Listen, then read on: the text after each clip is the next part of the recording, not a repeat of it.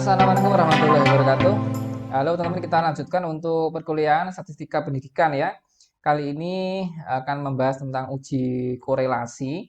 Kemarin kita sudah membahas untuk uji T ya, single sample, independent, ANOVA, dan ANOVA faktorial. Kita lanjutkan untuk uji korelasi teman-teman. Ini gampang teman-teman untuk uji korelasi, nggak terlalu sulit untuk memahami desainnya dan memahami untuk hasil SPSS-nya ya. Oke lah, desainnya teman-teman, kalau korelasi ini akan bervariasi hasilnya ya. Nah, ini ada direction-nya, jadi korelasi bisa positif, bisa negatif teman-teman. Maknanya apa? Kalau positif, semakin tinggi X, semakin tinggi juga Y gitu ya. Gampangannya gini, semakin banyak jumlah buku yang dibaca oleh siswa, maka kemampuan literasinya semakin tinggi. Nah itu ya, jadi positif di situ. Nah, tapi positif ini bisa lemah, bisa kuat ya. Nah nantinya kalau ya sekitar harga R persennya ya, ini harga R ini persons ya, jadi nanti ada R tabel juga ya. Nah ini harga R-nya 0,02, jadi itu rendah ya, weak, meskipun masih ada hubungan di situ ya, masih ada korelasi. Tapi kalau sudah R-nya tinggi ya, 0,85 ke atas itu strong, jadi semakin, ini contohnya ya, semakin tinggi pendapatan keluarga, semakin tinggi juga hasil belajar siswa gitu ya. Nah itu kalau strong berarti sangat tinggi, tapi kalau weak masih ada hubungan positif tapi tidak kuat gitu ya teman-teman. Artinya korelasinya kecil gitu ya. Nah tapi juga bisa negatif juga teman-teman ya di sini. Contohnya ya, noise human learning, jadi semakin tinggi kebisingan semakin rendah hasil belajarnya manusia ya, itu logis ya. Semakin ramai berisik ya, berisik kelas, maka hasil tesnya Pak juga semakin rendah gitu. Itu hubungannya negatif teman ya. X tinggi tapi Y-nya rendah gitu ya. Nah itu juga bisa weak, bisa strong ya. Artinya kalau gini ya, latte consume, jadi semakin banyak minum kopi. Apa ini, success at reading a sewing needle ya. Artinya ya semakin gampangannya semakin banyak minum kopi ya, semakin rendah kesadarannya gitu ya. Mabuk itu gampangannya.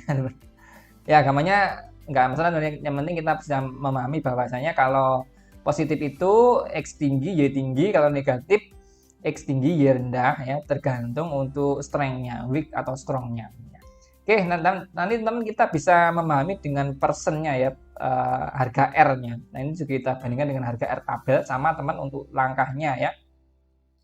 Maka teman kita coba pakai data ini ya, data hasil tes kemampuan membaca 8 siswa dan jumlah buku yang dibaca. Oke, kita ambil contoh yang gampang aja ya, sampelnya 8 aja. Sebenarnya semakin banyak sampel semakin bagus nanti ya, harga R-nya semakin rendah, semakin banyak yang berkorelasi tadi. Tapi nggak apa, kita contoh yang sedikit aja teman ya. Jadi di sini ada rumusan masalahnya, adakah hubungan antara nilai tes membaca dengan jumlah buku yang dibaca? Nah, logikanya apakah semakin banyak buku yang dibaca nilainya lebih tinggi atau justru semakin rendah? Nah, gitu. Itu untuk rumusannya masalahnya teman-teman ya. Jadi untuk hipotesis alternatifnya ada hubungan antara nilai tes membaca dengan jumlah buku yang dibaca. Nah hubungannya nanti seberapa kuat itu ya, bisa strong, bisa weak gitu ya, dan hubungannya bisa negatif, bisa positif gitu ya. Hubungan positif atau hubungan negatif nanti kita bisa baca dari hasil SPSS untuk harga R persennya gitu.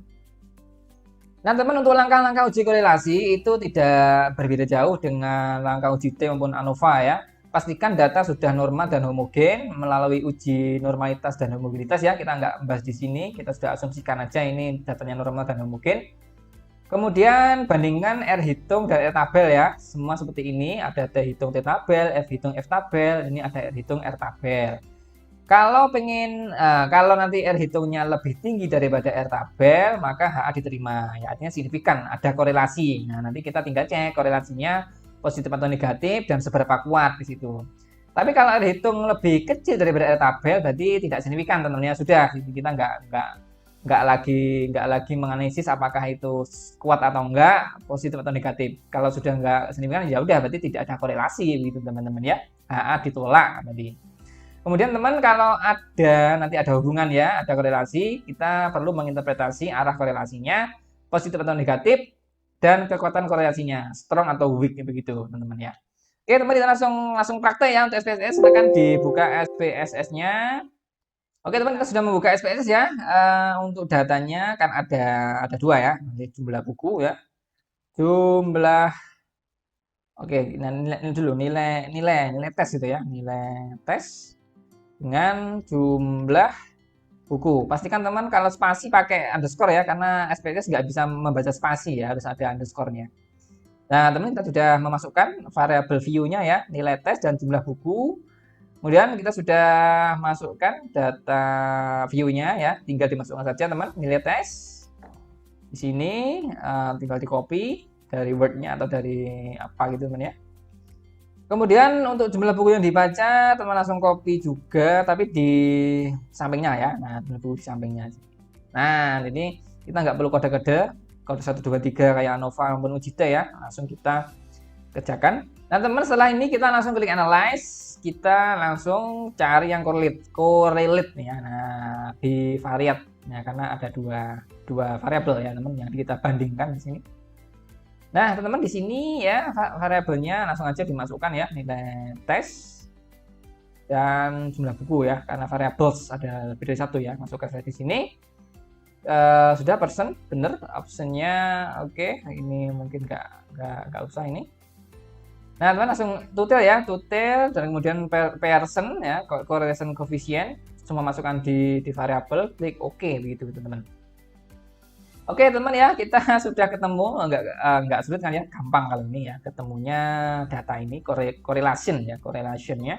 Nah teman, kita copy di sini ya untuk harga korelasinya. Nah kita perlu membandingkan harga ini, agak R ya, R hitung. Kita perlu memasukkan yang namanya R tabel ya. Oke teman, kita sudah memasukkan ya untuk harga korelasinya. Jadi di sini teman, maknanya begini ya, untuk ini 0,867 ini adalah harga R hitung ya. Nah, teman perlu kita cari nanti berapa R tabelnya ya. Nah, di sini teman-teman untuk harga N-nya kan 8 ya. Nah, maka kita perlu mencari DF-nya. Nah, DF-nya ini kan ada kata kunci nih N-2 ya. Nah, N-2, maka untuk harga DF dengan sampel 8 ya, sampelnya ada 8. Nah, maka DF sama dengan N-nya 8 ya, 8 min 2 sama dengan 6. Maka kita perlu cari yang 6 teman ya. Kita perlu mencari DF N min 2 6. Jadi masuk ke sini. Nah, tingkat signifikansinya tadi kan 0,005 ya. Nah, 0,05 ini untuk satu arah ya. Tapi kan pakai tutel tadi ya, dua arah. Jadi bisa kanan kiri ya. Jadi korelasinya kita nggak tahu nanti akan jatuh ke kanan atau jatuh ke kiri ya. Maka kita pakai dua arah di sini. Nah, maka kita ambil 0,05 teman ya. 0,05 dua arah artinya nanti dibagi ya, dibagi kanan kiri 0,025 kiri kanan gitu. Maka teman jatuhnya di sini ya teman. Nah, sini dan ke sini. Oke, berarti 0,7067. Baik teman, kita sudah menemukan harga R tabel ya. Nah, R hitung sama dengan 0,867, sementara R tabel sama dengan 0,7 ya, 0,7067. Nah, 0,7067. Baik, berarti kesimpulannya teman-teman, nah ini sama dengan R hitung ini lebih dari R tabel, maka HA diterima. Begitu teman-teman ya. Ini sudah dikasih kode ya, bintang 2. Nah, ini artinya dia signifikan ya, signifikan korelasi signifikan at the 0,01 level ya. Bahkan untuk 0,01 level signifikan loh ya, untuk detail ya. Apalagi untuk 0,05 gitu ya. Lebih signifikan lagi, teman-teman. Nah, teman, jadi kita udah punya data 0, hitungnya 0,867 ya. Oke, kita kembalikan ke PPT-nya. Sekarang kita coba simpulkan, teman-teman ya. Nah, ini kita kan sudah punya data ya, tadi 0,0867 ya. Nah, di sini. Oke, teman, tadi R hitungnya plus ya, R hitung nggak ada tanda negatifnya ya. Nah, hitung sama dengan plus 0,867 ya. Berarti di sini interpretasinya arah korelasinya, teman, arahnya berarti positif ya. Arah korelasi positif. Nah, berarti teman-teman semakin banyak buku yang dibaca, semakin tinggi nilai tesnya. Kayaknya paham ya? Kemudian kekuatan korelasinya cukup tinggi, teman ya, 0,867, berarti termasuk kuat di situ kekuatannya ya. Nah, termasuk kuat karena tinggi ya, plus 0,867. Berarti berarti kalau kita prediksi semakin banyak buku yang dibaca oleh siswa, pasti nilainya pasti juga lebih tinggi gitu, teman ya. Itu artinya korelasinya kuat, arah korelasi positif gitu. Paham, teman ya? Untuk data ini kita sudah clear, data ini membacanya dengan uji korelasi. Nah, teman, apakah mungkin korelasi itu hasilnya macam-macam? Mungkin saja ya. Nah, di kapan sih uji korelasi dikatakan berkorelasi positif? Kayak tadi ya, kayak yang sudah kita uji, ya hasil ujinya signifikan ya. R hitung lebih dari R tabel dan harga R hitung bernilai positif ya, plus 0,867 R hitung, sementara R tabelnya 0,707. Lebih besar kan ini? Nah, besar dan nilainya positif. Tapi mungkinkah teman korelasinya negatif? Mungkin saja ya, tapi pastikan hasil ujinya signifikan, R hitung lebih dari R tabel dan harga R hitung bernilai negatif. Nah, mungkin teman bertanya ini, min 0,634 kan lebih kecil daripada 0,312. Enggak, teman ya. Minus ini hanya menunjukkan arah korelasi ya. Jadi untuk menentukan signifikan atau enggak, dimutlakkan saja ya. Jadi 0,634 kan lebih tinggi daripada 0,312 ya kan. Nah, berarti tetap berlaku R hitung lebih dari R tabel. Jadi minus ini hanya menunjukkan bahwa arah korelasinya negatif. Begitu, teman. Paham ya? Nah, bisa dipahami? Dan ini juga cukup sedang ya, 0,634 untuk strength-nya ya, kekuatannya cukup sedang menuju ke tinggi gitu.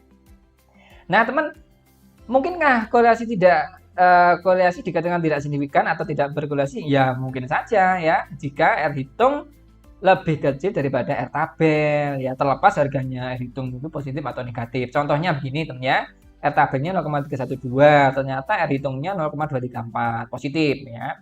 Tapi bisa juga R hitung nilainya negatif 0,234 ya, tapi ini dimutlak saja.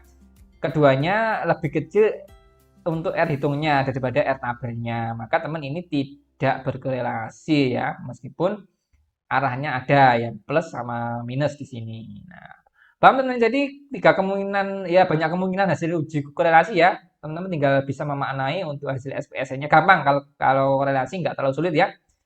R persen langsung keluar ya, nanti dicari R tabelnya pakai N-2 gitu. Tapi biasanya kalau korelasi kan ya dua variabel ya, menghubungkan dua variabel, biasanya N-2 gitu. Baik, paham, teman ya? Untuk uji korelasi nanti ada latihan soal kita share di grup. Kita akan kembali pada materi yang lain. Saya akhiri,